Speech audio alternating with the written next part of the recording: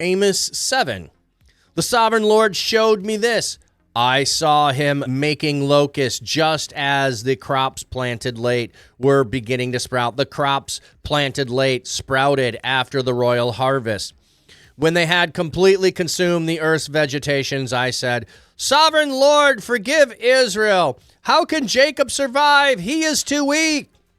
The Lord decided not to do this.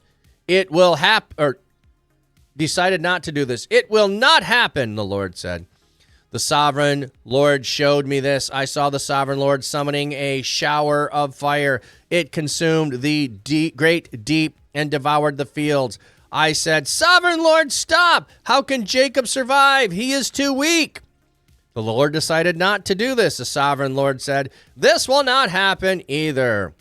He showed me this. I saw the Lord standing by a tin wall, holding tin in his hand. The Lord said to me, What do you see, Amos? I said, tin. Then the Lord said, Look, I am about to place tin among my people of Israel. I will no longer overlook their sin. Isaac's centers of worship will become desolate. Israel's holy places will be in ruins. I will attack Jeroboam's dynasty with the sword. Amaziah, the priest of Bethel, sent this message to King Jeroboam of Israel. Amos is conspiring against you in the very heart of the kingdom of Israel. The land cannot endure all his prophecies. As a matter of fact, Amos is saying this.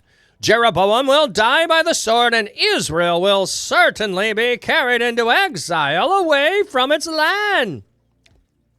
Amaziah said to Amos, Leave, you visionary. Run away to the land of Judah. Earn your living and prophesy there. Don't prophesy in Bethel any longer, for a royal temple and palace are here. Amos replied to Amaziah, I was not a prophet by profession. No, I was a herdsman who also took care of sycamore fig trees.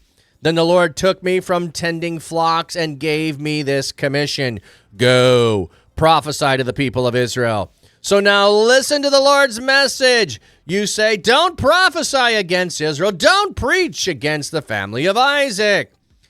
Therefore, this is what the Lord says. Your wife will become a prostitute in the streets, and your sons and daughters will die violently. Your land will be given to others, and you will die in a foreign land. Israel will certainly be carried into exile away from its land.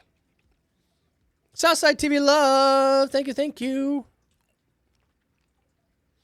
Okay, bum, bum, bum, bum, bum. I'm assuming the DM would be for the salad command. Okay. So the sovereign Lord showed me. So now this is one of those things where, why are you wishing for the day of the Lord? Amos has the understanding of you're not supposed to. On behalf of the people of Israel, he says, God, you showed me this thing, and it's too much. Jacob is too weak. So the Lord said, this will not happen. What will not happen? He was going to send locusts, and he's like, this is too much. And so it stops. Papa Smack has followed. Thank you, Papa Smack. Hello there. Then another vision comes, and it's going to be consuming fire, and it's going to devour the fields. And it's like, no, this is too much. And he says, okay, we won't do that. But then he says, we're doing this. So just as a prophet is supposed to, Moses does this. Other prophets do this. They go on behalf of the people and plead with God when God pronounces judgment on the people. Sometimes you're supposed to plead with God for a lesser peace. Abraham does it with Sodom and Gomorrah. Moses does it after the golden calf. Amos is doing it here in the middle of these. More prophecies are coming. More prophecies are on the way. And he's like, that one's too much. They're too weak. That one's too much. They're too weak. Like, this is going to finally, like, there won't be a remnant. They won't be a survivor. We need something less than that. So now we have the image of tin and holding tin. What do we see if they have anything here of tin?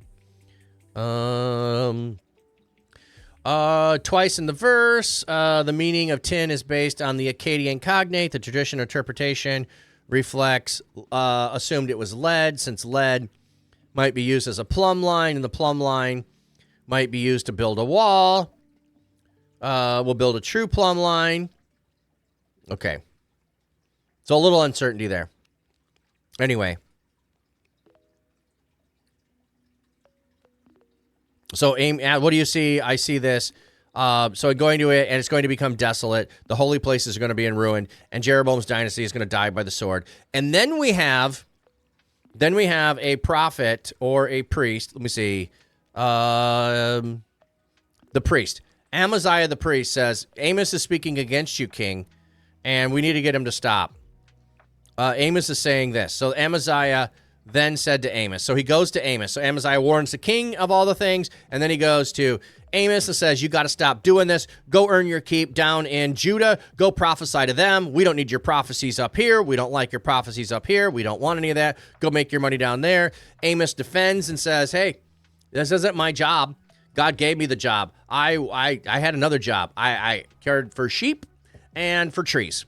And God said, go speak. You think I'm going to disobey God? Homie, don't play that. I'm going. And so I have come. And here it is. Oh, and BT Dubs, since you don't like what I'm saying, here's what will happen to you. I'll tell you what God's going to do.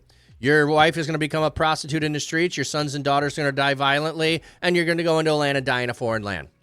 You don't like what I have to say about the king and the people? Well, let me tell you what's happening to you. Let me explain it to you. Okay? Israel will certainly be carried away into exile, away from this land. You can't stop it, and you get to witness it. How you like that? How you like that? Okay. Anybody feeling like miserable? Like, this is one of the things with the prophets. This is why Amos is okay, because it's short. I mean, it's 9 chapters, so it's relatively short.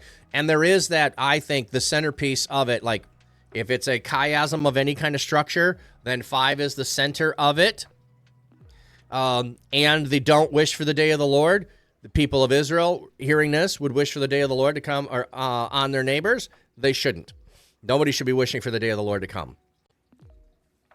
Okay,